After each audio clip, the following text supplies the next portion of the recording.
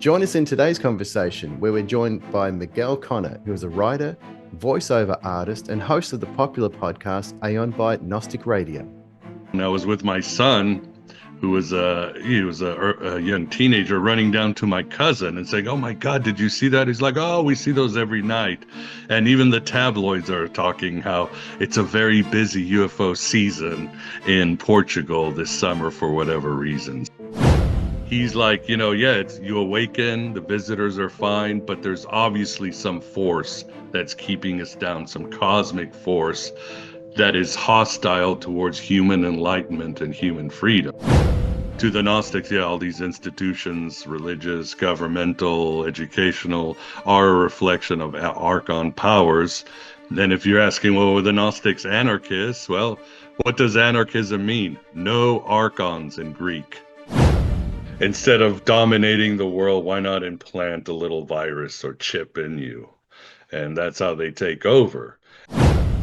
It goes down to the central tenet of the Gnostics and all these ancient schools. Know thyself. What tools do you need to know who you really are at your deepest level? Once you can get those tools, once you can find out who you really are, then the deprogramming starts, then the freedom starts, and then the mind parasites don't have any power over you. And neither do advertisers, churches, and whatever trauma our parents gave us. She realized that the lesson was empathy. The more we watch this person suffer, the more empathic we get, the more human we become. So it's a good exercise. But on the other side, you've got the Gnostic Jesus, which is this revealer that comes down like some alien or a trickster, and he comes to rock your world, to wake you up to your true reality. I try to remember that these beings don't have a human morality, and I can't project my human morality into them. Sometimes it's hard to separate a mystic experience from a UFO experience because they're so similar. The following program is presented for general information, education and entertainment purposes only and is not intended to be advice of any kind. The content, views, thoughts and opinions expressed in this program are those of the individuals involved. The use of information on this program is at the user's own discretion. Welcome back, folks. Welcome one, welcome all, wherever and whenever you may be. This is Universal Disclosure Meeting the Moment. My name is Mike, an active UAP field investigator in Southern California, with my friend and co-host, Reverend Stu in Melbourne, Australia. So, Reverend Stu, how are you going today? I think that's how you say it down there, right? We do. We say, how are you going? I believe you say, how are you doing? And I'm both doing and going well, thanks, Mike. Excellent, excellent. Going anywhere interesting? Yeah, I know it seems like a strange phrase, but it means how are you going in your life? How are you traveling? Okay.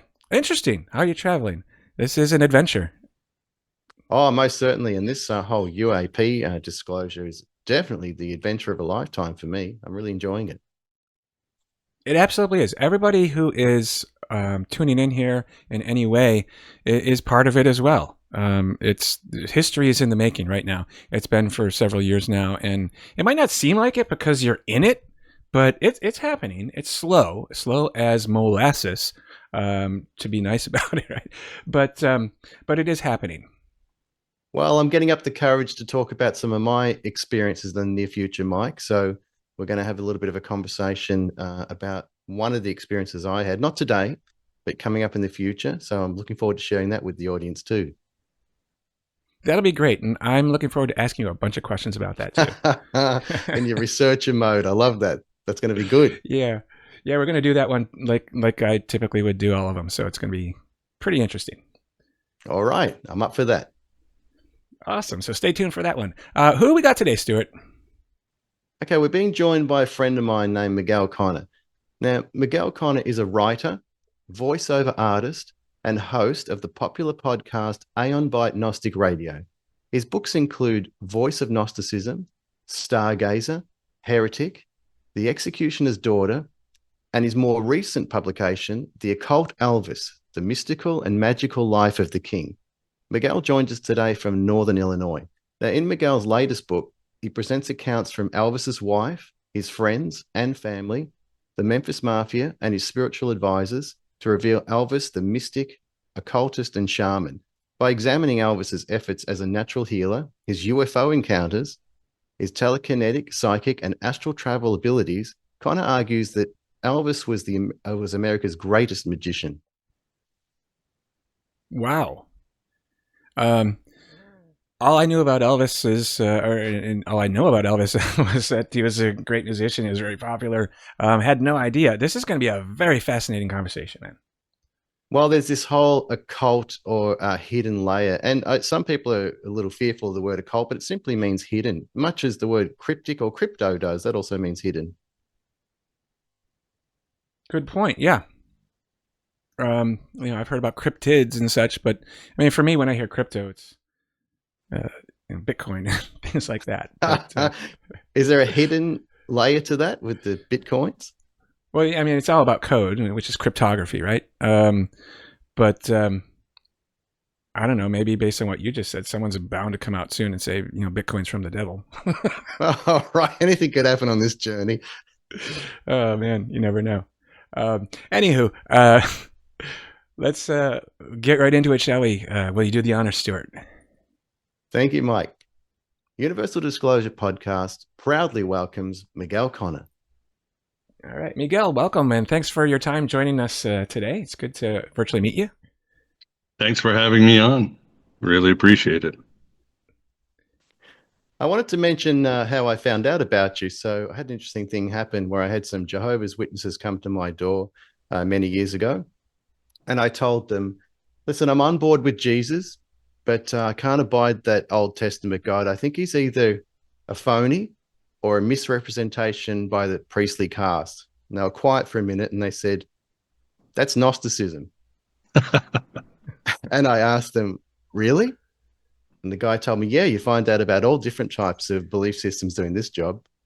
So I went to Google, had a bit of a look. And one of the things that came up was your podcast. And I delved deeply into that. And I wanted to tell you, I'm very grateful for the information you've been sharing, the guests you've been having on. I met Reverend David William Parry on your show, through your show, Dr. Joanna Kiawa, met her as well. We've had them as guests on our show. It's been absolutely fantastic. I'm very grateful, Miguel. Oh, well, thank you. Glad to be of service. Yeah, I've enjoyed interacting with you throughout the years. I enjoy your posts on Facebook about can we just all have an opinion and get along instead of this divide and conquer world, which is exactly what the Archons want. And yeah, it's I guess that's the beauty of podcasting and social media when it works right. We get to meet minds we can connect with, learn from, and grow. And it's been that's the positive side of the journey, if you know what I mean.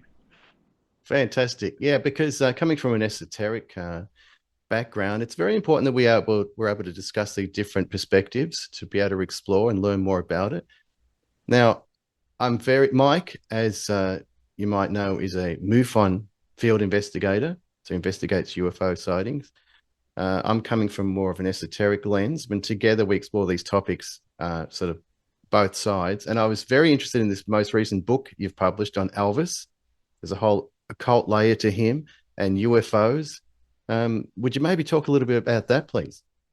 Yeah, well, gee, glad you brought it up. And a Coke. I should have a Coke here. Yeah, the product placement part of the interview.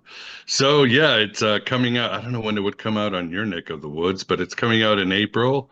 And it's, as the title shows, it's the Occult Elvis, and it's a book about the very overlooked spiritual, esoteric aspect of the king.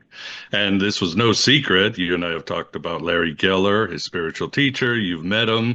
Larry put out 3 books, but it seems the world is ready to see it because I was thinking, yeah, Larry put out these 3 robust books. He was active on Facebook, but his books never really went anywhere. They're not. You have to pay a lot of money. They're out of circulation, and it's no secret about Elvis's magical abilities, UFO encounters, esoteric views, and how he embraced theosophy, Kriya yoga, how he's into Manly P. Hall, Taoism, and all that.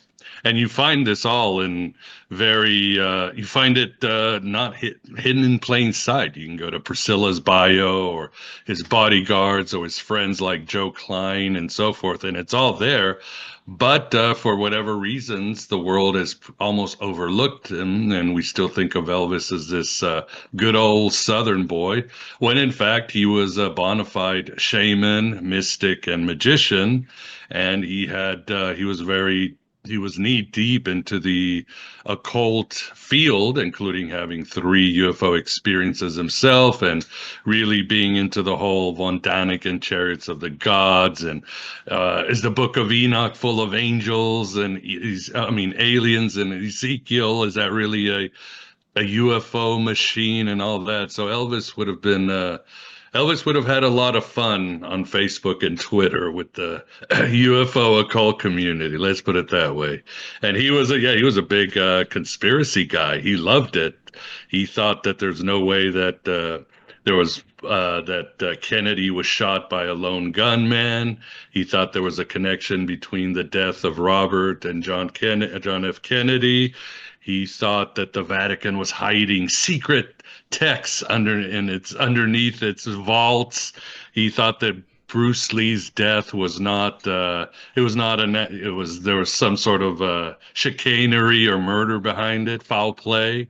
So he was very much a very cool red pill guy, as we would call him today. Wow, what a wonderful guest he would have made. Yeah.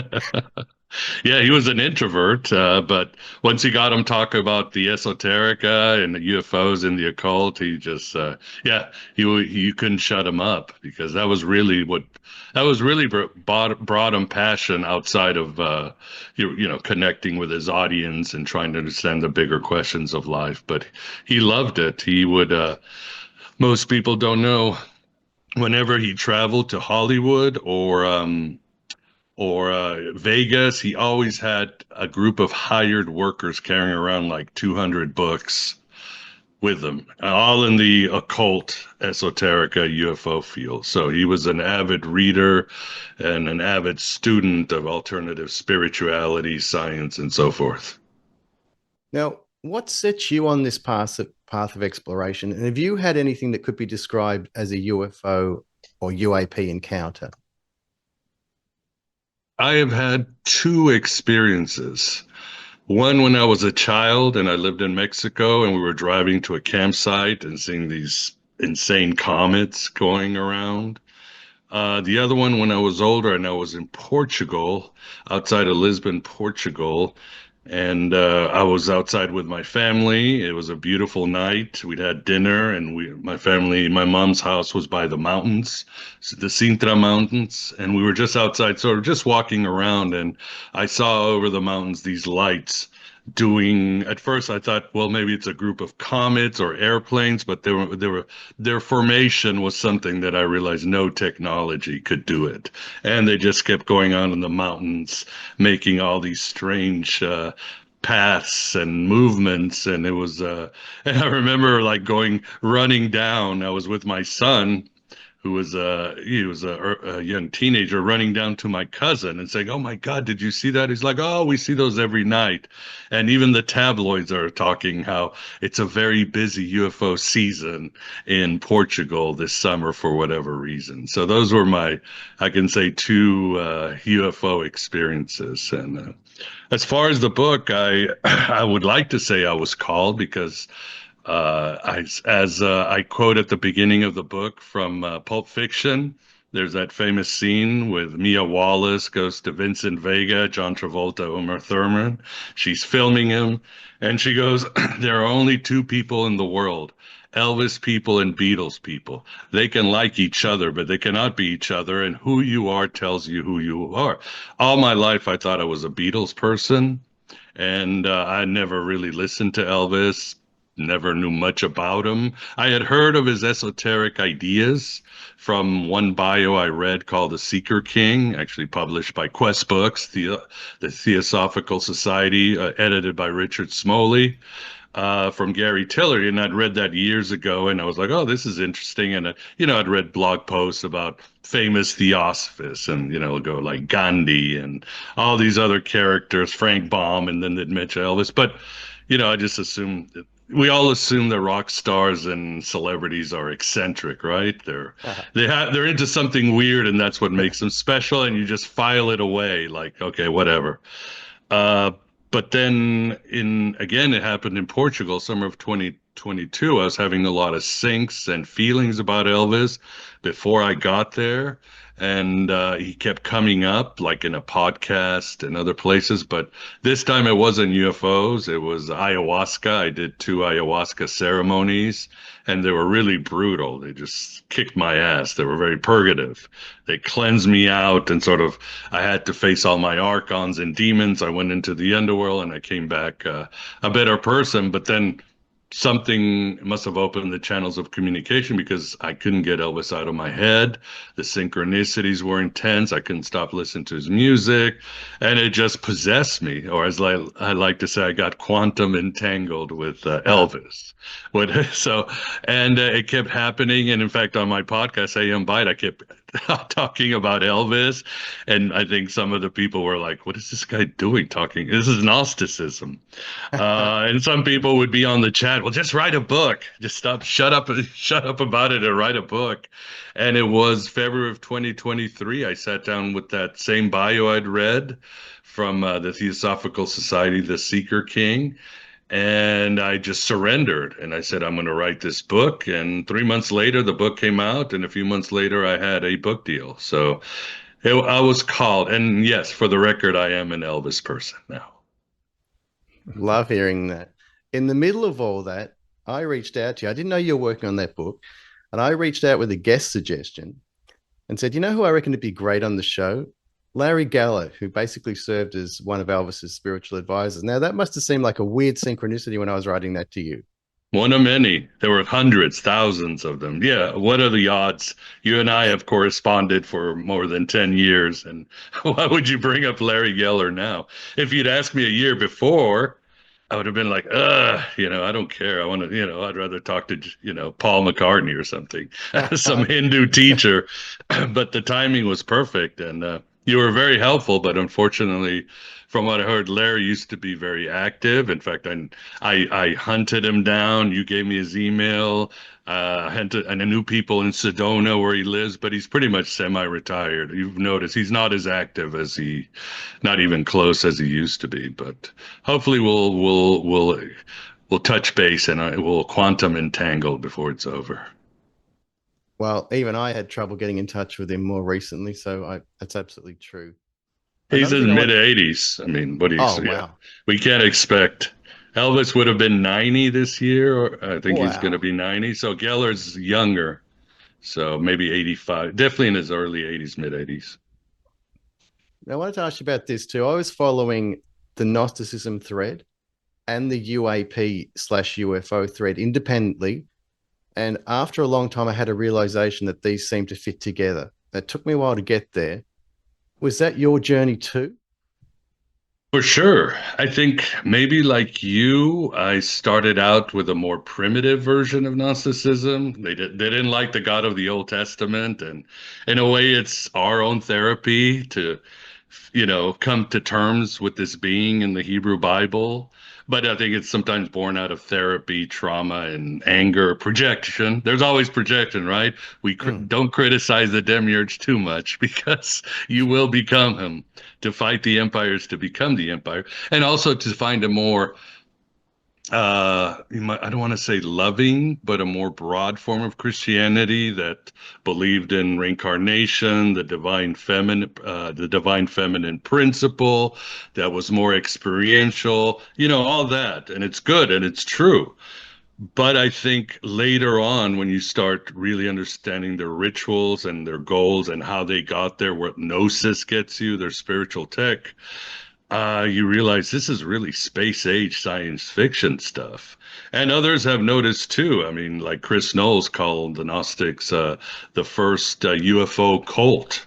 Eric Davis calling them the ultimate spiritual off-worlders because, yeah, the ancients liked the stars, and you read some of the mysteries of Mithras and the Hellenistic myth, and they're going up, but they're staying within the zodiac, right? They're not going anywhere. The Gnostics are going beyond the zodiac and going into these star portals, Draco and Virgo, and going all the way into another dimension to meet, and of course, the whole idea of these alien Lovecraftian beings that are in the stars trying to stop us and all that. It again, Eric David says they have their texts crackle with a sci-fi sensibility. So yeah, the more you and this is not even the classical Gnostics. You look at the Mandeans, the Yesidi, the Manichaeans. They're all about these like flight voyages, and of course, Jesus is presented as the ultimate stranger in a strange land, this ultimate alien or man who fell to earth or whatever that comes down. And we don't know who he is, but he's bringing us all this amazing information that'll wake us up to realize that we all belong in the stars, that we're all star seeds, and we can take a flight up to the other side. So yeah, it's you would say Gnosticism is very Lovecraftian, very existentialist, and very ufology. I think I like that meme I put up the other day. I don't know if you saw it, where it says this guy was so confused he thought Gnosticism was just Dungeons and Dragons themed Christianity. I was like, good, you're right, you're right, it is. Love it. You got a question there, Mike? Not yet. I'm just fascinated by everything I'm hearing. I definitely didn't know all that about Elvis, and I don't know. I kind of feel like, Stuart, you might be trying to trick me into be converting into Gnosticism or something, because we keep coming back to that topic as we explore UFOs and UAPs. They're inseparable when it comes down to it. I mean, even the dark side, even Heaven's Gate, Scientology, even many of the cults were certainly tapping into Gnostic ideology. So, but you know what Jung said, everything casts a shadow. Doesn't matter what tradition, religion, philosophy it is. So even the shadow side of Gnosticism, how it manifests today, very space age ufology. That's very interesting. And for our audience, would you briefly describe who and what the Demiurge is? I know it's a big topic, but just concisely. Concisely. How I like what somebody once said, the Demiurge is our warped view of God. From Right. a psychological standpoint, we all have a conception of God, but it all is corrupted and we put our projection. That is the Demiurge. From a more Jungian point of view, he's our ego, disconnected from the rest of our psyche, our faculties. To the Gnostics, he is certainly you might say, is the supreme being that is managing the universe, but is not doing a very good job. And they associated him with the God of the Hebrew Bible. But that some Gnostics associated him with other managerial CEO gods like Cronus, Osiris, some of the pagan gods, and so forth. And this being is basically either come invaded, like the Cathar said, it's Satan invading matter, or he is the one who shaped the universe and is not doing a very good job, and his underlings are known as Archons, Greek for princes or rulers. And the idea is that these beings usually feed upon us, like the Matrix, the architect in the Matrix.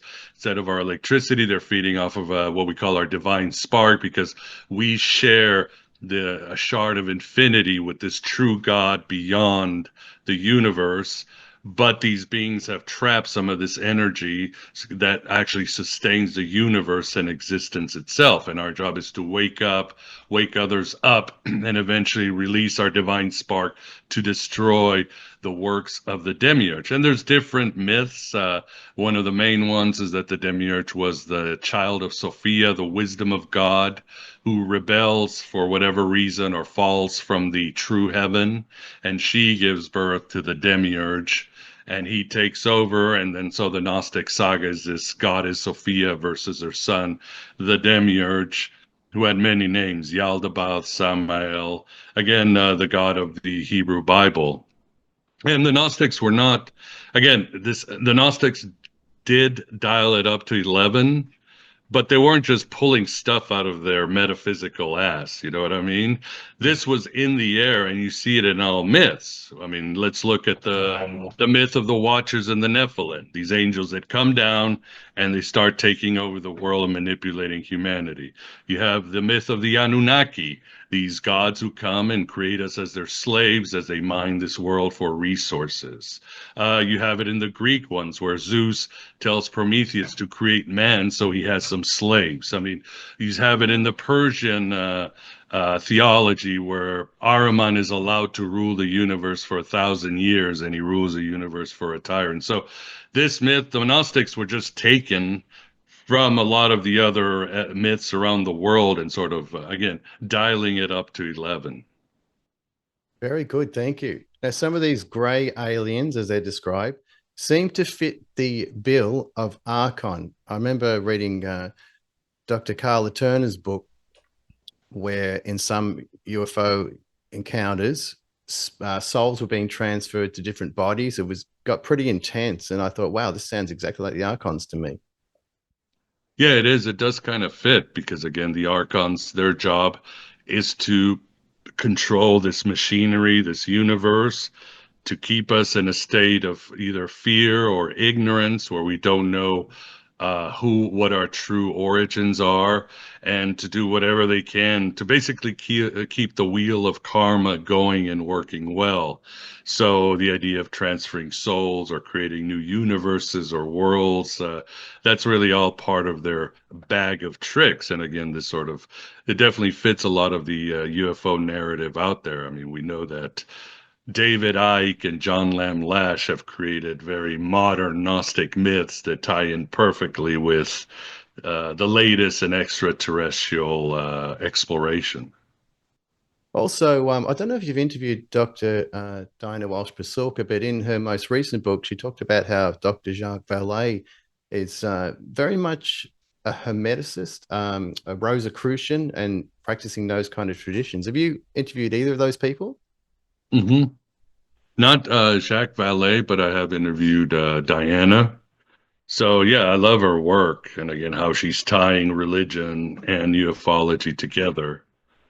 And even yeah, Jacques Vallée, if you read what's his book on the hidden college or whatever he calls it, yeah, it definitely sounds very Gnostic when you start really digging into it. And even I was recently in Whitley Strieber's podcast, and if you read some Wow. of his blogs, he's like, yeah, it's you awaken, the visitors are fine, but there's obviously some force that's keeping us down, some cosmic force that is hostile towards human enlightenment and human freedom. So I think it's a natural way. Again, it's in all so many myths when you start studying these. 90% of myths around the world have a concept of evil spirits that are antagonistic to human, if not they are masters of humanity. So it just makes sense. As you know, Stuart, the Gnostics get blamed for everything and they get 90% of the polemics, but it's all in the air. It's all right there. It's like Elvis's supernatural powers. It's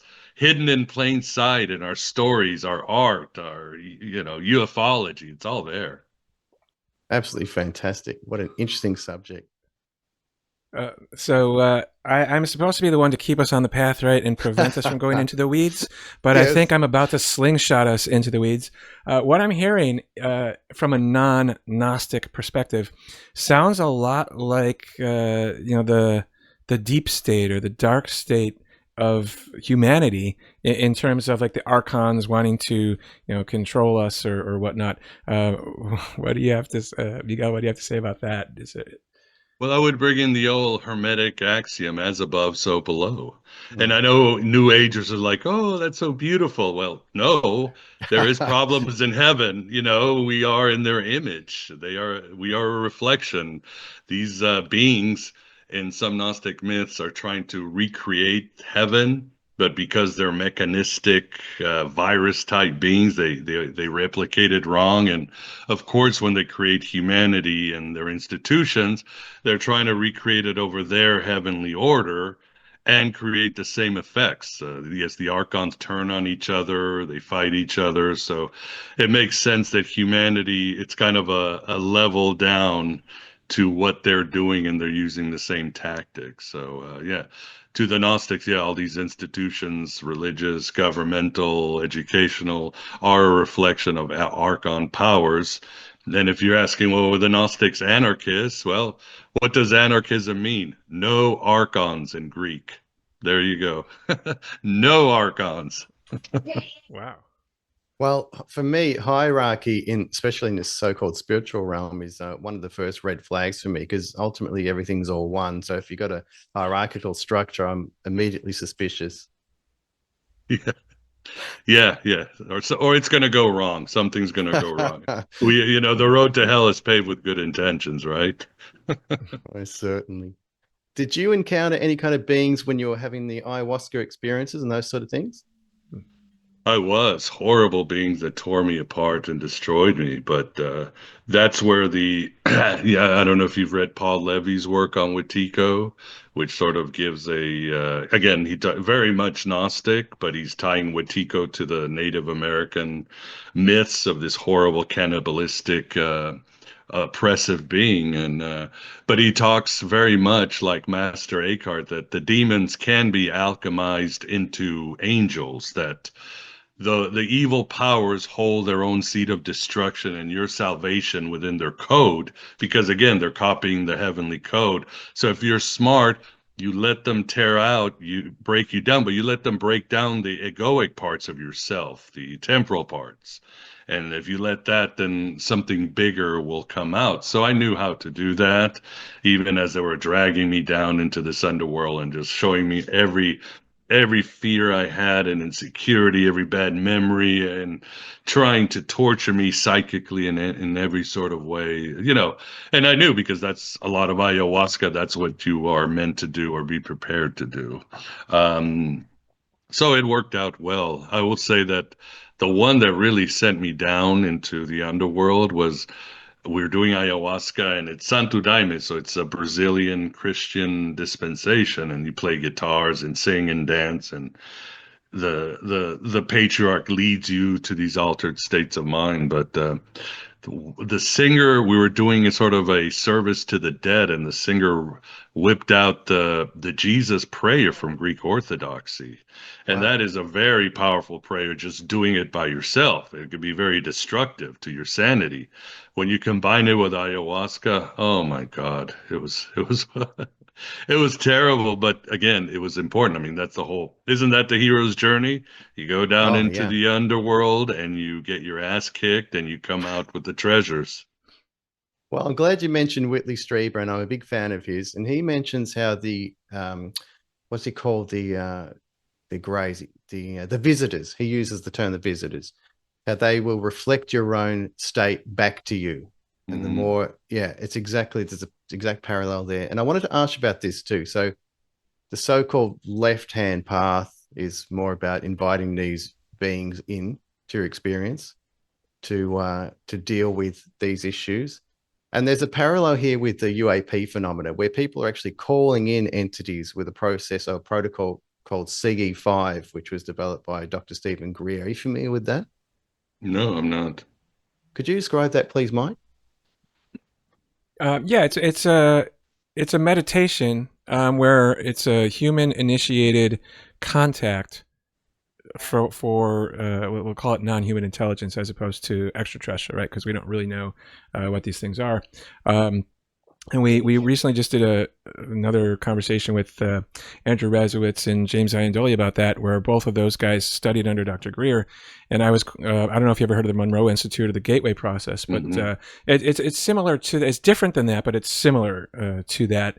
They were saying that it's kind of like the Gateway Process on steroids, as it were. I'm paraphrasing what they were saying, but you sort of ground yourself into the core of the earth and shoot your consciousness out into the far reaches of space to invite non-human entities and aliens essentially to come into your experience and communicate with you in some way.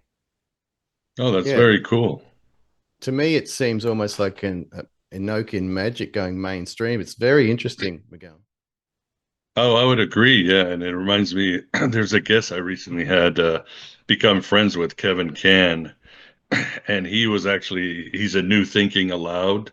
I'm going to do a show with him, and he talks about how, yeah, he calls it summoning UFOs, the Yeah. technique of summoning you. And he doesn't really separate that much whether they're UFO Archons with Tico. It's kind of, you know, if you get bogged down in linear time and space and all that, you're going to miss the experience. So it reminds me of that. I think also, too, all we're talking about is what Jung called shadow work. Shadow work is Mm. very important. It's very popular. It's even mainstream in New Age and even other beyond the New Age. And as Jung said, that's one of the most important things we could do beyond balancing all the opposites is to integrate our shadow and stop projecting it, because that's the shadow holds the gifts to our salvation, to our individuation. So it makes sense. And yeah, bringing it up to an extraterrestrial level is makes perfect logical sense to me. I'm glad you brought up Jung, and he's a big one here, and his Red Book. Now, I think Jung pretty much straight out identified himself as a Gnostic, and I believe in the Red Book he does discuss what might be termed as UFOs or UAPs. Does he in the Red Book? No, I think he wrote a whole book about it on flying saucers, which is fascinating. The Red Book, I think, is more of his underground journey into his soul. But yeah, he was very much into UFOs, and he was very much into Gnosticism. I'm writing right now a biography. Now that I've finished the Elvis book, I'm writing the biography on Elvis 2.0, David Bowie.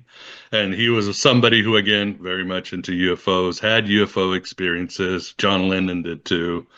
And Bowie was very much into Jung. You see it, he even, some of his songs mention Jung and so forth. And when the Red Book came out in 2009, he was the first person at the bookstore in New York to get, open the door and buy it. So, he was how do we get from David Bowie? Oh yeah, yeah, Jung.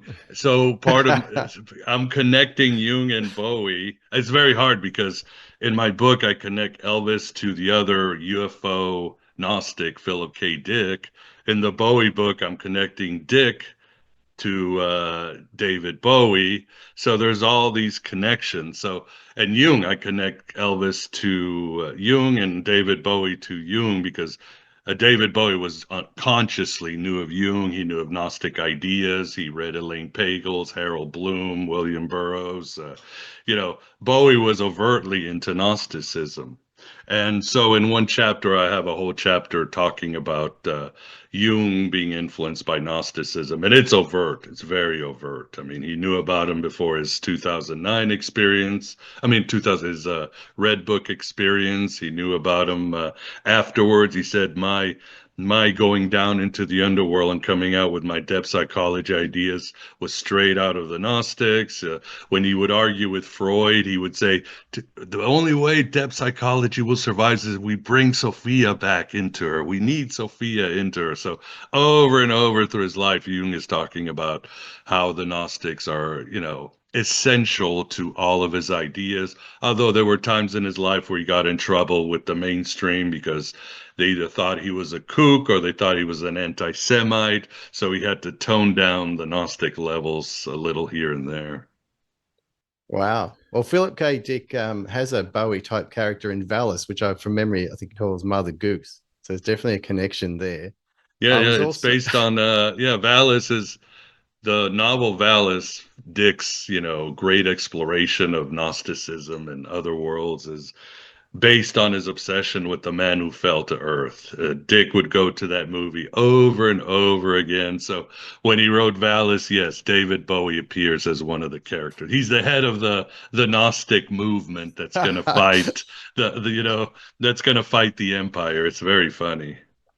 the Bowie character in that book says something along the lines of we've created a matrix so extensively that we're having trouble getting back out of it. Words to that effect. Yeah, yeah, yeah. Again, you have to be careful. Again, what does Dick say in that book? To fight the empires, to be infected with its derangement. And Mother Goose is sort of the leader of the opposition, and he sort of loses his way. And Dick is like, you've lost the plot. But he thought, and if you ever watch The Man Who Fell the Earth, as others have noticed, is just a retelling of the Hymn of the Pearl, the great Gnostic gospel. Ah, yeah. Yep. I think that's from the Gospel of Philip. Yeah, or Yeah. the Thomas the Contender, one of those. Yeah. Right. It's interesting you Um, mentioned John Lennon there too, because I've seen a video of him talking about his UFO encounter or experience in New York City, and he was with May Pang during that time, and I was right. considering reaching out to her. Have you have you done the same thing?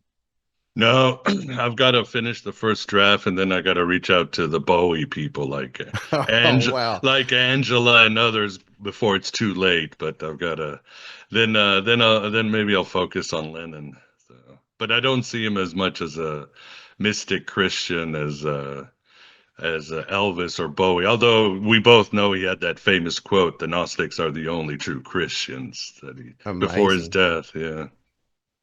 Wow. I've heard a couple times Wadico or Witiko or however you want to pronounce it. I don't really know much about it. Reverend Perry brought that up too, and he talk about the mind virus. But how does that? What exactly? If can you go sort of briefly into detail what that is and how does that play into the whole UFO UAP scenario here? Sure, sure. I think within Gnosticism and the UFO world, there's the idea of mind parasites, like these aliens. Instead of dominating the world, why not implant a little virus or chip in you? And that's how they take over. And that exists in Gnosticism, which the Gnostics, I think they called it the counterfeit spirit, where the Archons create this sort of shadow self inside of you and your soul. And this is the person that makes all the bad decisions, worships the wrong God. It's the part of you that's going to not damn you, but make sure you don't reincarnate or escape the Black Iron Prison.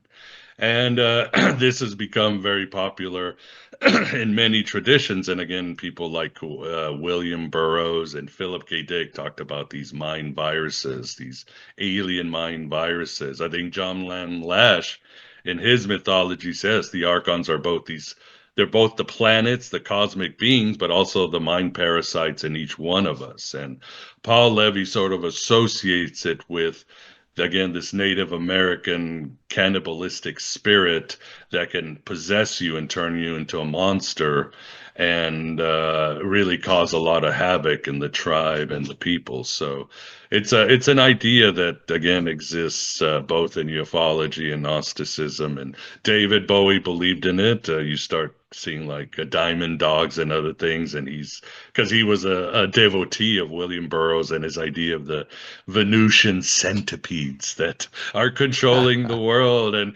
to Burroughs, the Mayans were these evil priests that were working for the bad aliens and all that. So it's out there and it's become very popular. I mean, Paul Levy's book is sold like hotcakes.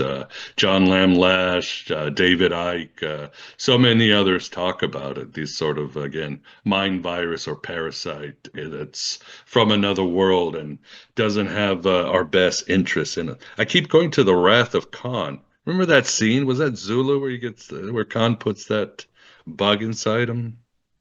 I have to Oh go wow. rewatch it. Yeah. I'll have to rewatch that. Wow. Yeah, it's And at the beginning. there's other Silicon Valley people who are looking at putting chips in our brains. That's real. I don't think that's even a metaphor anymore. No, no, no. It's Sure. not. Yeah, yeah. I'm control as above, so below. They want to control us one way or another. So with the idea, Amazing. if we just, for the sake of the conversation, just say that, not say it's true, right? But if it, it's an idea, but if it were to be true, what would be the way to overcome that or not be controlled by this mind virus? I think usually I tell people to go back to basics. Yeah, yeah, they're getting to me. Watch out, they're beaming down the mic. They won't let me talk. Get back to basics. Meditate and pray. It's simple. I can't tell people how great meditation is to clear yourself, to understand the voices and separate your true self from the voices inside your head, whether they're alien or your own egoic bullshit. And pray, of course, to summon powers to get you there. And outside of that, it all depends on the person. I mean, like Stewart was saying, With the Gnostics, it's like, create your own damn path. We're not going to tell you how to work on your salvation. That's your business. So whatever works for you. For me, it's meditation, ayahuasca, divination practices like I Ching, and some other things. For you, it might be something different, but it goes down to the central tenet of the Gnostics and all these ancient schools. Know thyself. What tools do you need to know who you really are at your deepest level? Once you can get those tools, once you can find out who you really are, then the deprogramming starts, then the freedom starts, and then the mind parasites don't have any power over you. And neither do advertisers, churches, and whatever trauma our parents gave us. All right. So that's about deconnecting from this world in a sense and not being distracted by all the messages. Now, that's the path of the Buddha sitting under the Bodhi tree, Jesus in the desert. No. And what emerges initially is what might be described as the dark side, the Archons to challenge you. And then it seems to be a point where you break through that by choosing love. Now, I see Jesus as the most Zen person or archetype ever. He's on the cross and he's saying, Father, forgive them for they don't know what they do. He's choosing love even at that moment, which I get emotional just talking about that, how powerful that is. It is. It's really beautiful. And it's such an archetypally powerful story that cuts through so many different myths and lessons and so forth. I was reading Jeff Kripal's book, The Flip, recently, and Jeff, of course, we run in the same things, comics, paranormal, UFO, and he was quoting Bernardo Kastrup, the idealist philosopher. And Kastrup had like a vision. He was looking at Jesus and he says, I get it.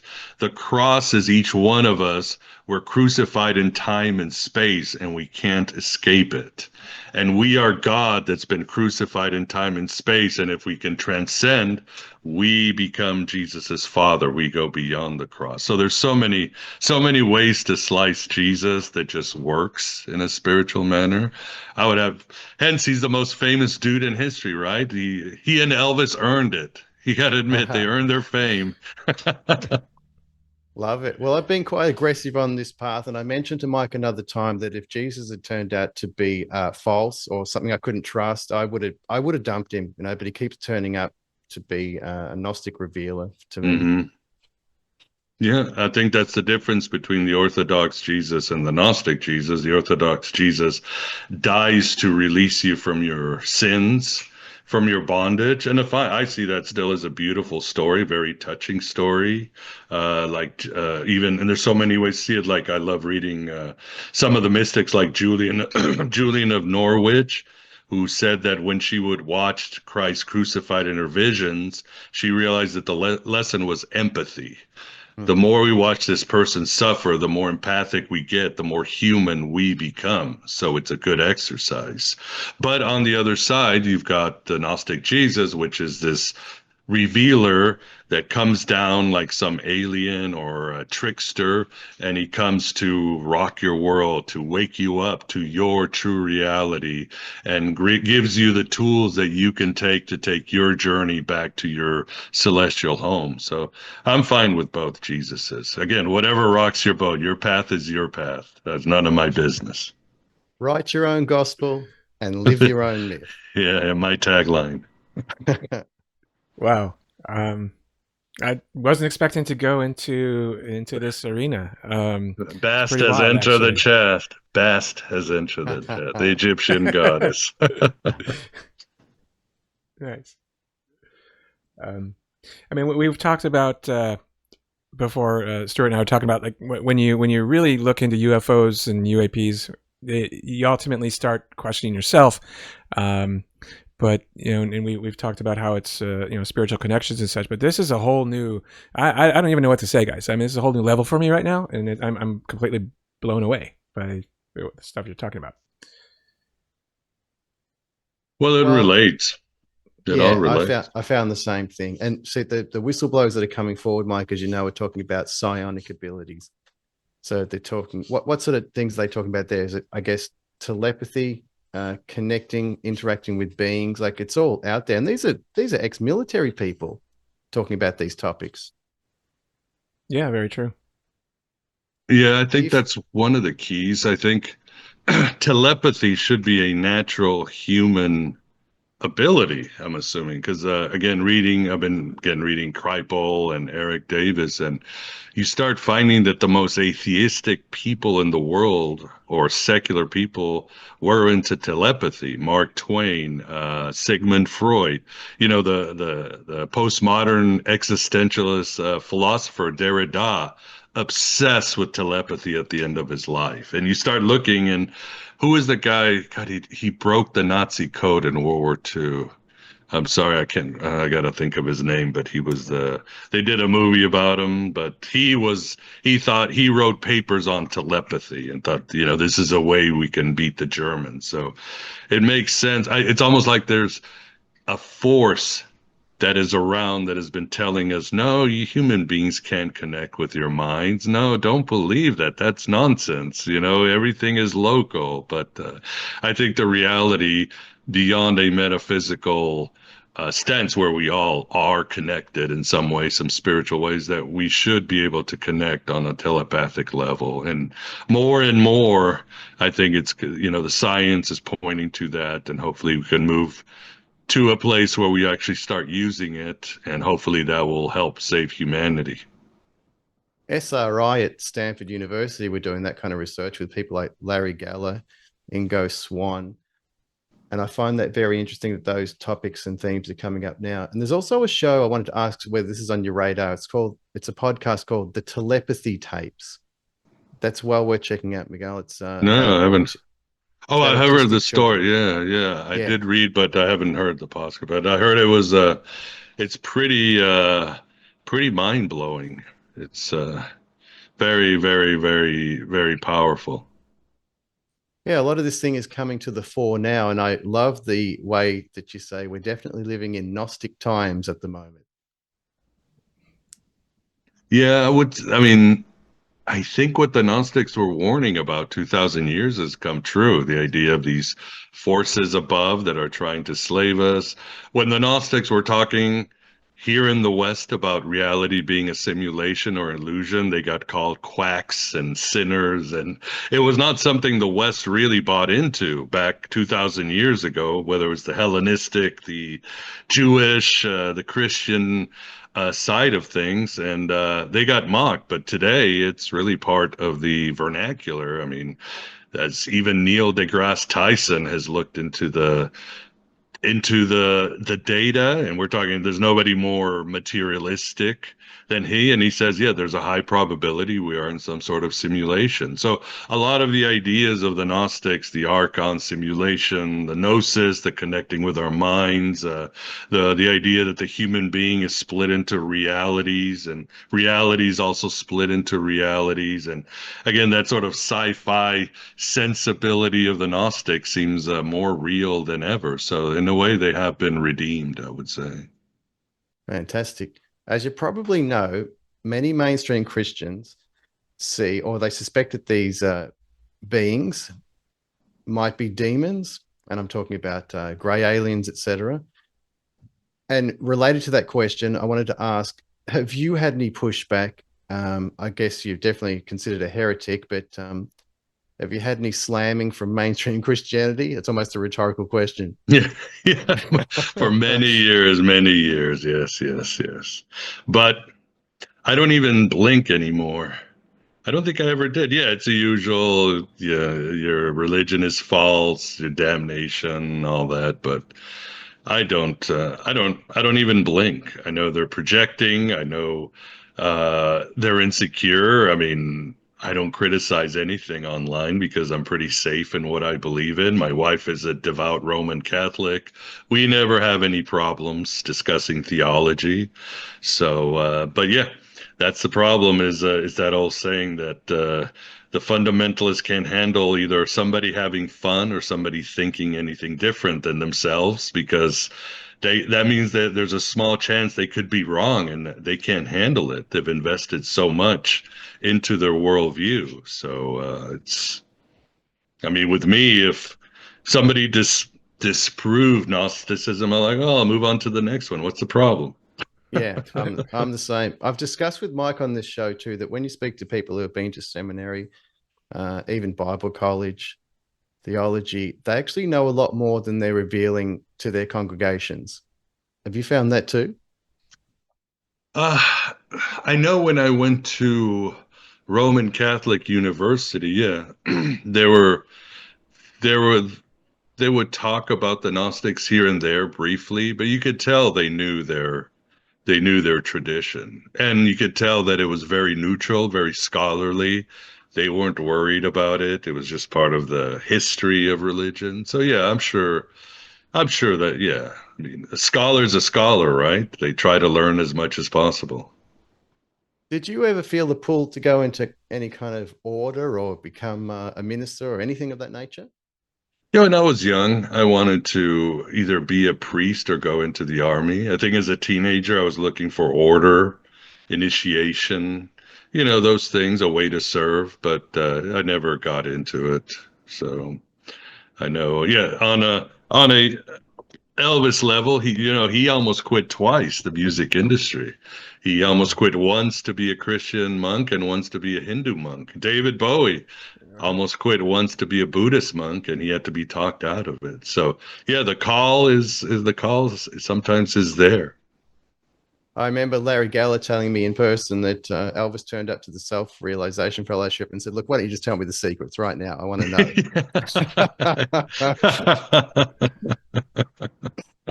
Yeah, what could be the secret? Yeah, Elvis wanted to know what are the secrets in life. I think as I show in the book, and this is from Geller's book, eventually the secret is you have to experience God. It's not an intellectual pursuit. It's good to have a good mind, but at some point you just have to experience. It's beyond words, beyond belief, and that's where the real gold is. That's where it's all at. Now, I like how you Uh, said that when you had the experience with the ayahuasca, you kind of knew what was happening because you had a heads up through Gnosticism. And I would assert that Gnostics have a bit of a head start on this whole UAP topic. Yeah, again, it's all about the stars. They were obsessed with the stars, the planets, the denizens of the stars, the astral travel. And again, not just being stuck where the gods decided within the zodiac, but to be able to break through to your ultimate potential and go to the final frontier. They wanted to go as far as they could. So they were unique. I know the philosopher Plotinus, the founder of Neoplatonism, he actually claimed or described how he went and stood in front of the one. He left this world. He went beyond Plato's world of ideas, if that was possible. And he stood beyond, the ground of being, the source of everything. And he describes it. So quite a feeling if you could do that, right? Mm. if we can go back to sort of loop back to Stuart's recent question, because it almost sounded like he was. What I heard was, Miguel, in terms of UFO or not UFO, in terms of the aliens, right? The ETs, whatever. Are they good, bad, or indifferent? Like, what's your thought, and what's the Gnostic thought on that? I think the Gnostics would probably say they're bad, except for the higher aliens, like Jesus and Sophia and all that. I mean, I think to them it was very much like Philip K. Dick. Some people, I'm sure you've heard this one, Stuart. Why doesn't the God above God do something to stop wars? And it's like because it's information. That's what it Mm. is. It's pure good and divine information. Matter is completely alien to it, and we've deluded ourselves into thinking that matter is real. So we've caught ourselves, we're caught in a trap, as Elvis would say. And this information comes out valid. Dick would call it valid, this benign alien that shoots down these pink beams to wake us up. And in matter, the ruler of matter is the Demiurge or whatever figures he decides are in charge. And Valis, when appears as a satellite, it gets destroyed. Jesus, when he appears as a man, he eventually will get crucified or destroyed in some other way because that's the rules. It's you might say it's matter. So from my perspective, I would say I try not to I try to remember that these beings don't have a human morality, and I can't project my human morality into them. And this is whether it's Strieber's visitors, the tricksters that sometimes appear, or I'm very much into the ultra-terrestrial thesis. I think they're interdimensional beings, whether they're machine elves or Mothmen. Their agenda is, I hate to say the word alien, so we can't project too much. They do, and when they come, they may give us gifts and enlightenment, but that can also destroy us too. So, the Nephilim, they bring gifts to humanity, but these gifts end up enslaving and creating warlike humanity.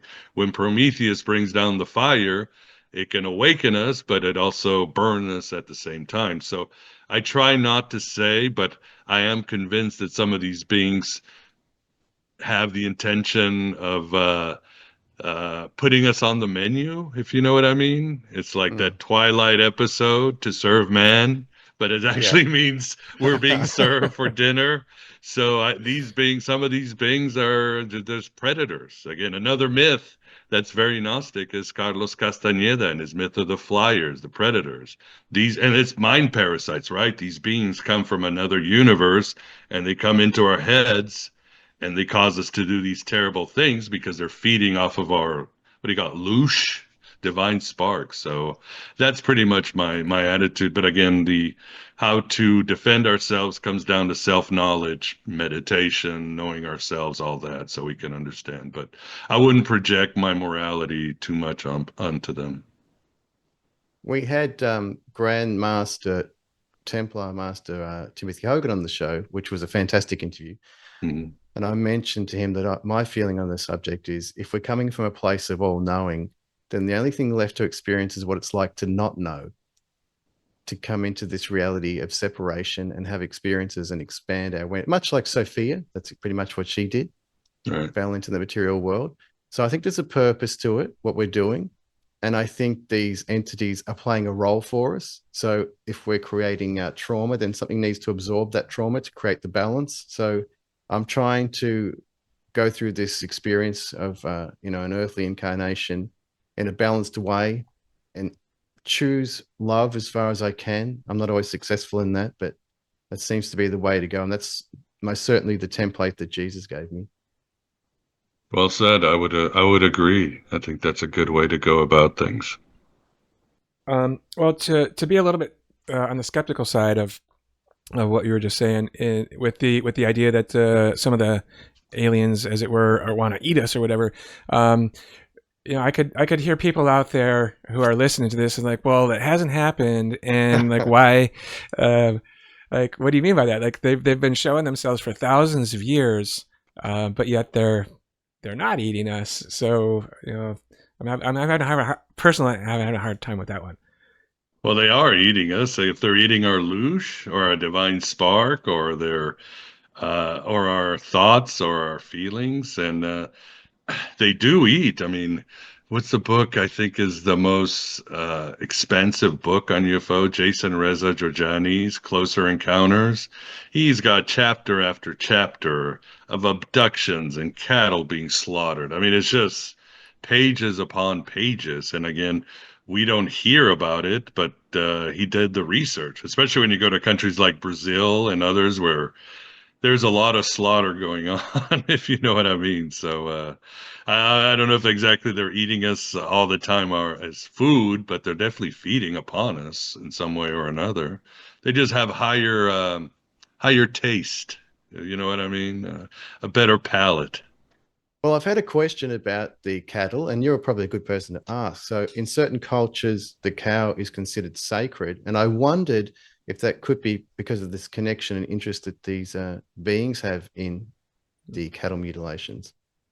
Yeah, that's a good question. I don't know if I could answer that, but it's definitely a good rabbit hole to follow. I wouldn't be Mm, surprised. So. so many questions. Yeah, we're not going to get all the answers, and I wouldn't settle too much on a theory of everything when it comes to these things. I mean, even the book by Jason at Closer Encounter, he comes with the idea of the Nordics being the ultra bad guys, the Archons and so forth. But I even wouldn't go that far. Again, it's unknown. I call them the other, but we're just not going to know at the end. Our monkey brains cannot see the whole picture, not in this dimension. So These Nordics sound very much like the way angelic beings are described. And these other beings that are described as reptilians sound very much like demons. So I see that thread through history as well. it is. I mean, it becomes fascinating, and sometimes I don't know which conspiracy I'm in, because Yeah. sometimes you let's say you're researching and you find out that all these ancient traditions had some enlightened guy, whether it was Buddha or Quetzalcoatl or something, had blue eyes or red hair. You go, wait, is this the Nordics or are these ancient mariners, these Phoenicians traveling the world? So I'm like, am I in the UFO space or am I in the ancient culture space? So yeah, sometimes it gets a little hard, but it's fun. That's the whole thing. It's like, Oh, yeah.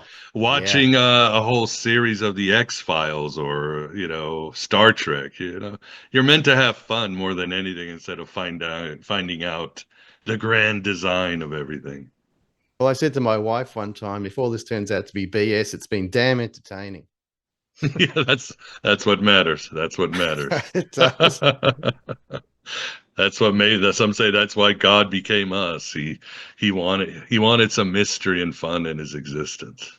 Yeah. Now, there's another one is Graham Hancock. I'm a big fan of his. And I've seen him on Joe Rogan's show more than once. I also wanted to ask, if I understand correctly, there's been some interest from Joe Rogan about possibly having you appear when the new book's released, which is a very exciting prospect. Yeah, I would say so. I mean, for some reason, I'm not worried. Again, it's one of those Elvis is calling the shots. I've known for years I don't watch Rogan that much, except if there's a guest I like Diana Pasulka or Mm. somebody like that. Or yeah, I did watch the Graham Hancock show here and there. But I know he's an Elvis fanatic, so I knew he would be interested. And he did Wow. retweet the book when the story came out in the Guardian. He did retweet it, and I was like, Saw that. cool. But it wouldn't be. I'm excited because I know he has the same passion I do, and it's just so much fun to talk to somebody who shares the same love and passion, and to discover a new dimension of a figure. So I think we'd have a great conversation. That's for sure. Again, two fans, two Elvis people sharing this stuff. So yeah, his producers, they're thinking about it, and there's some conversation. So we'll see what happens. But I'm not worried. Elvis is in charge. Maybe Elvis is an Archon now. Who knows? Who knows? I don't. I don't think so. Somebody who's made that many appearances. There's a tongue-in-cheek joke I do. I guess it's my Gnostic dad joke. And I always say, well, how important is Elvis? And I say, well, let's put it that way.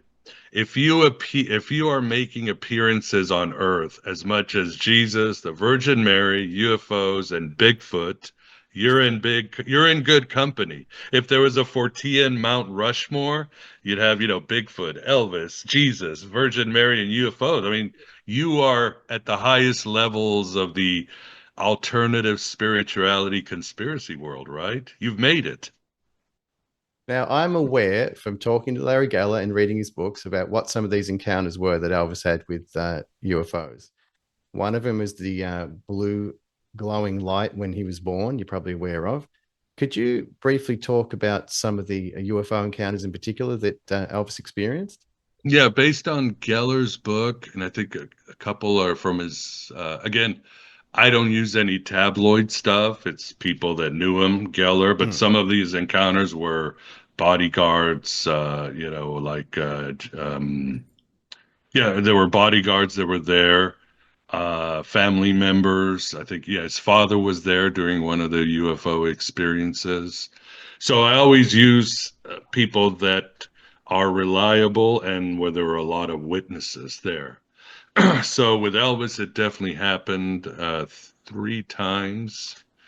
One was in the desert. I believe it was Arizona. Or New Mexico. He was driving from Memphis to LA. He didn't fly for a time, so if he had to do a movie, he would drive. And they saw kind of what I saw, the lights going up and shooting around and all that. And everybody was just stunned, stop the cars and the buses and like just stare at the sky. And then Geller and Elvis got into one of those famous metaphysical arguments. One of the bodyguards is like, could that be American technology? And I was like, oh, no, no, no way. Ain't no way that ain't from our army. And then it became, well, who are they? What are their intentions? And Elvis is like, well, they're using telepathy. Again, they can talk to each other telepathically and they're stopping our governments from destroying each other. And it became this wonderful discussion about UFOs, and it's in my book. The other one was in the other one was in his Bel Air mansion home. He was outside with one of his bodyguards, and they saw a light coming. And at first they said, well, it's either a helicopter or an airplane, but then this light is flooding the whole place. There's no sound. It's moving at a very slow, like gliding over the neighborhood. And they freak out, and Elvis goes, go get the other bodyguard. And he runs back inside. They both come outside, and Elvis is gone. And they're Whoa. like, oh no, we had one job. We had one job. And, and Elvis has been abducted. But so they're running around screaming for Elvis. The light leaves. And suddenly Elvis goes, I'm over here. And he runs over there. They run over there, and Elvis is in the neighbor's yard, like looking around. The other one happened in Graceland. And again, freaky lights. There's not much detail what happened, but that's the one where Vernon was there, and some versions say that Vernon remembered the blue light that appeared when Elvis was born over his house, but that like clicked it, or he was allowed to remember it, because then he told Elvis about it, and Elvis is like, "Whoa, there's some powers in this universe, and I wonder if it's intertwined with my destiny and all that." So those are the three. There's possibly four or five, but sometimes it's hard to separate a mystic experience from a UFO experience because they're so similar. Oh, most certainly. Thank you for that. That was amazing. Well, I forgot the name of the bodyguards. I'm getting terrible with names at my old age. Jerry Schilling, maybe? I think Jerry Schilling was inside the house, but Right. is he probably Joe Esposito? And, There's Lamar. There's Lamar as well. Yeah, he had many bodyguards and Yeah. who doubled. There were childhood friends and army buddies who doubled as bodyguards. So. There's the West brothers, I think, Sonny I West. think it was Sonny West. You're right. It was Sonny West. He was outside with Sonny West. Yeah. Okay, well, as you can tell, I'm an Elvis fan. And the reason I reached out to Larry was because it was many years ago. I read his book, and my auntie, who's an author, told me if you write to some of these authors, they'll write back to you. It was the early days of the internet. I thought, okay, I'll give that a shot. I wrote to Larry and said, I've really enjoyed your book. It'd be great to meet you even for 15 minutes next time I'm in America. And he wrote back to me straight away. The next morning, there was an email saying, yeah, great. That's Let's meet great. up. And Very jealous. I got to talk to him for an hour and a half. He came out to the hotel I was staying in West Hollywood, and he showed me the TCB necklace that Elvis had given him, and talked. It was amazing to hear the stories directly from the man. Just amazing. So jealous, so jealous. Yeah, I wanna pick his brain. I hope he's not fully retired, so I can talk to him more about it. I mean, I'm learning so much more. People are emailing me, and I'm finding stories about Elvis. I mean, this book, there's probably much more, even much more than what Larry experienced with Elvis, because you're finding out other things that Elvis did. I found out recently that Lisa Marie had a UFO experience. So there's so much more that was following Elvis. He certainly was a being from another planet, if you know what I mean. I don't mean it literally. Well, quite a bit of tragedy in that family with the passing of Lisa Marie, and also her son, and also, of course, Elvis's early death. So it seems to be some kind of trauma occurring in that family as well. So that's what Priscilla said. She said Do you think Elvis should have been alive? And she said something like, even if he hadn't died that day, he wasn't going to make it. He said the family was cursed with demons, Wow. and through the mother's side, as I show in the book, Elvis had some sort of witch blood or mystical blood second sight. He had a second sight since he was young. He could astral travel, heal. Same with his mother. So there was some sort of again witch blood or curse through Gladys's side. And well, you know it is. I mean, sometimes when you have these gifts, they can also destroy you, just as they can give you, just as they open your channels of communication and give you gifts. So I think she's right. And obviously, yeah, we've seen it. Lisa Marie, Elvis, Lisa Marie's son, he ended his life tragically, and Gladys died young. So something was going on. Now that comes up in experiencer stories too, about how it seems to follow the family line. There's often this trauma layer. I don't know if you're familiar with that. That comes up quite often, doesn't it, Mike? It does, yeah. What's what you call again, Paul Levy and others have noted it's the wounded healer concept Right. that shamans are picked from the tribe because they went through some sort of trauma, near death, an accident, something. And of course we see it in shows like Stranger Things and Severance, and you know the MK Ultra break the child down so that it'll get these powers. So the shaman is called the wounded healer, and the shaman feels because of my wounds, I have the power to heal. And it's not despite my wounds, but my wounds allow this power to come in where I can help others. And I can't heal myself, or I won't heal myself, because then I will lose my powers to help me heal the tribe.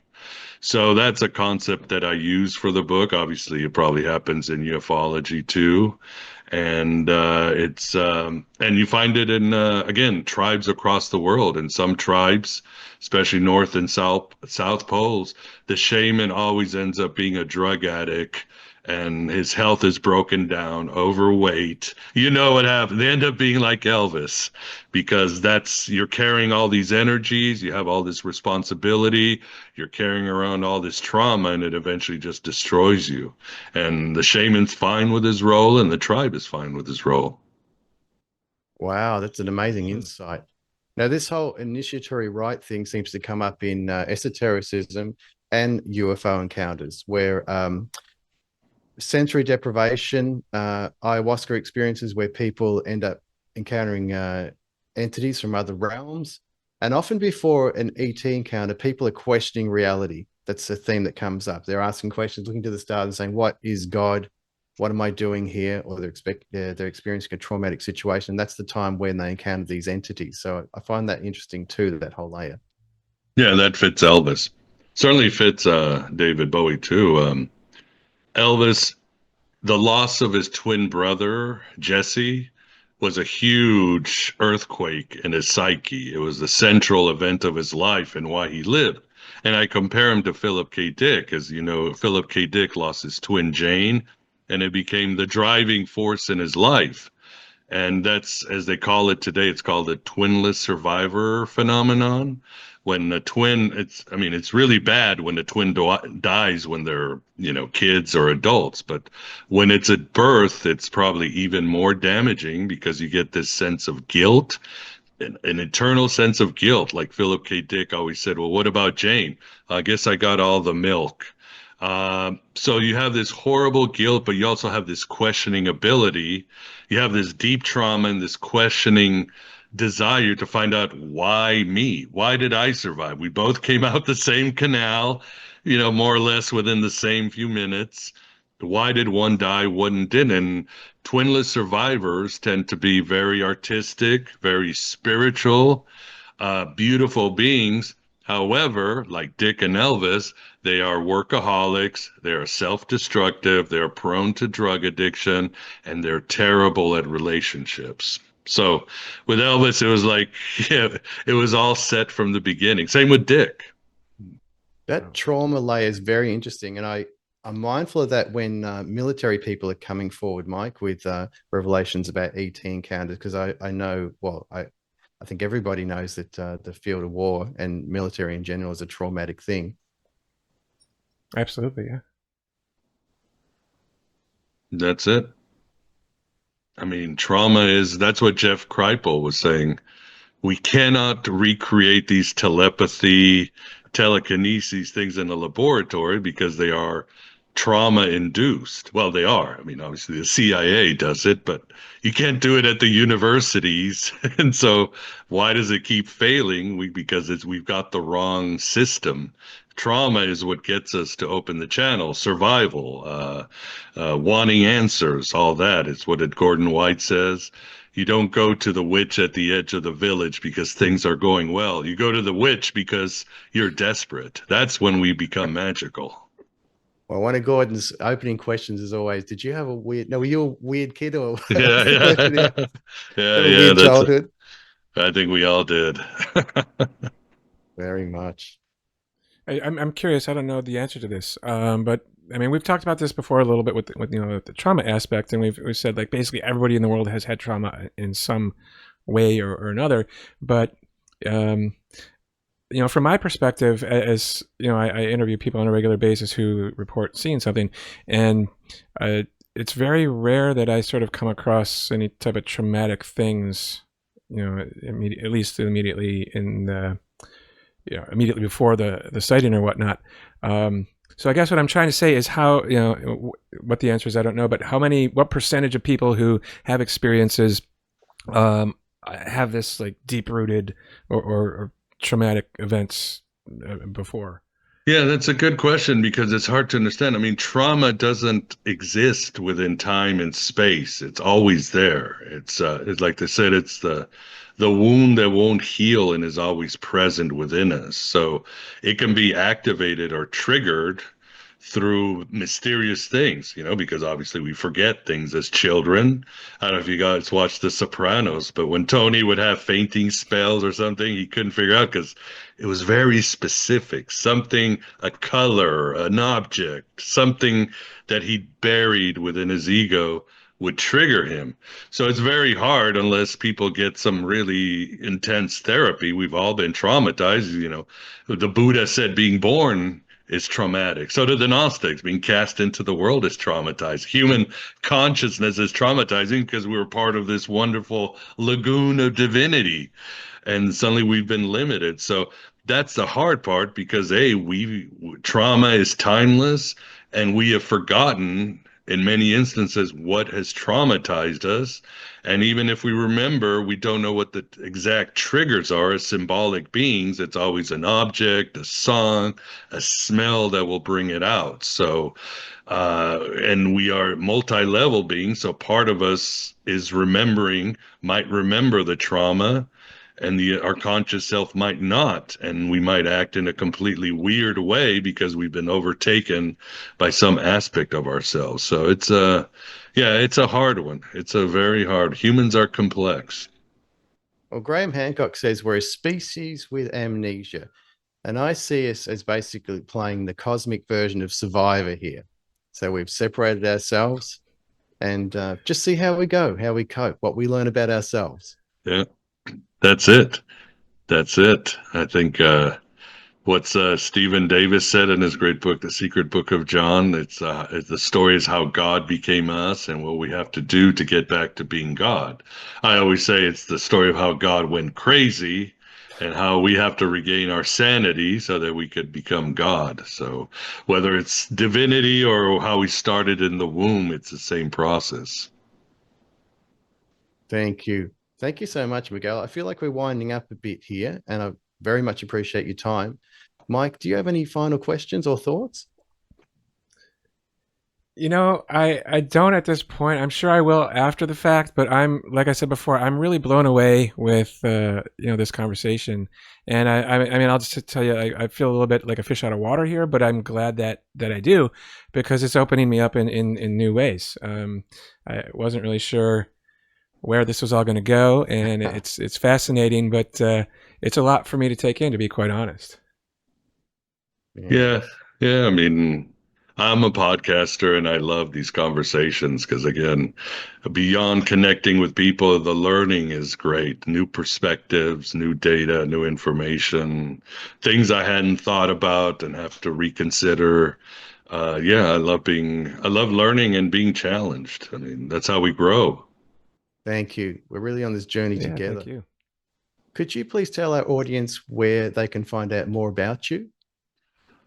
Well, I would send them these days, I would send them just to my website, my new website, miguelconner.com, simply because it's a simple website and it has links to either the Elvis book, the Aeon by Gnostic Radio link, or my new rock podcast, Gen X Wasteland. So wherever you want to go, if you want to learn about Gnosticism, there's a link. If you want to learn about, if you want to do the Elvis thing, there's a link.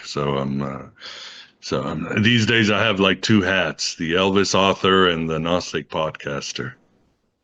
So good. I love them both. Love both those hats. Thanks. Nice. Well, much love and gratitude to you, my friend. I really mean that from the bottom of my heart. You've been part of my whole journey and you'll continue to be. Thank you so Thank, much. thank you. It's great to finally talk to you and on a different medium and share ideas and see what heresy we can create and what archons we can piss off. All right. All right, Miguel, thank you for your time as well. I really enjoyed that, and you blew my mind. You really did. Thank you. Thank you very much. I had to do it. I had to do it. Thanks. Perfect ending. Okay, Reverend Stu, for those out there, we always take like a 5 or 10 minute break immediately after the interview before we do the debrief. So forgive me if I'm repeating myself here, but I did feel like a fish out of water during this conversation. I was taking it all in, and I'm still processing it all. I know it's a lot to absorb, and I've been on that Gnostic esoteric path for a long time, almost as long as I've been on this UAP path. And it's very interesting. I know it's a lot to absorb in one hit. Yeah, I'm definitely going to have to. I mean, in the editing process, I hear it again anyway. But I'm going to watch it probably a couple of times, or listen to it at least a couple of times, because there was a lot of information in this one. He's a real wealth of knowledge. And my God! Yeah. He's very smart, man. And I love that he's working on these Elvis, Bowie books. Very interesting stuff. Finding connections.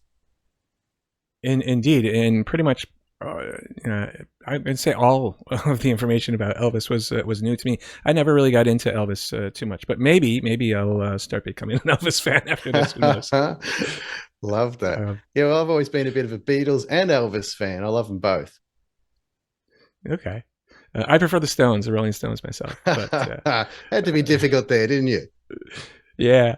Anywho, the thing that really stood out to me at this point, which I'm sure other things will stand out in the near future, but was the idea of the Archons and the as above, so below. Because in my own life, outside of investigating, outside of researching, outside of this topic at large, right, just living life, I'm definitely more and more seeing that there are, call it what you want, but these unseen forces sort of moving things or preventing things from happening or whatnot. And it's very fascinating to me about that. And I can see how someone can lose one's head in this rabbit hole of this topic, going in all these different directions that it ultimately does go. Very much. And it's interesting how this all plays into disclosure. So there have been people working on these esoteric modalities for centuries. And I feel with the UFO, UAP disclosures, it's bringing that to the fore. I don't know if that's the intention, but that seems to be what's happening. Yeah, I mean, I think, I don't know. I don't know for sure, but from my perspective, it's definitely a side effect of what's happening. And I think what's happening now is an intentional slow roll out of all of this. And, where we go, we don't really know, right? But we're going to find out soon, or, at some point. Well, as I've said before, like, I don't have all the answers. Miguel doesn't. I don't think all these whistleblowers necessarily do. So we're holding different pieces of the same puzzle. And if we put them together, a picture starts emerging. And that's what I'm really enjoying and appreciating. Okay, yeah, and that's exactly what I was kind of sort of saying, but not saying it earlier with the unforeseen forces. Is there somebody or a group of people out there who does know all the answers, and maybe that's why they are trying to prevent the larger conversation from really moving forward? But at the same regard, I think that there's no stopping it now. It's moving along, and every day there's more information coming out, and people are questioning, as they should, everything, literally everything. And I think it was our first or second episode ever, I talked about my religion teacher in a Catholic school saying, gentlemen, question everything, even what I'm telling you. And that's kind of how I was brought up right from the start. I've always been a little bit of an investigator at heart, built into me, I guess. Well, that's interesting, because I don't think there's any real final destination, because I've learned and changed over the years, and I will in the future. So I'll have a different perspective probably in 5 years from now than what I have now. But it's an honest journey, and I'm really trying to get to the bottom. But maybe there is no bottom of this. So that answers somewhat the question you asked: is there someone out there who does know everything? And I'd probably say no. You're probably right. This is probably maybe more fear-based than anything for these sinister forces at work to try to keep some of these conversations from going out there. But in any event, that was awesome. I'm really glad we did it. I'm grateful Miguel spent some time with us. And we will be back again real soon with more. So as always, remember to like and share the video with everybody that you know, and help us tell the robot that other people should be hearing these conversations too. Thank you. As always, much love to you for joining us on this journey. Please continue. See you soon.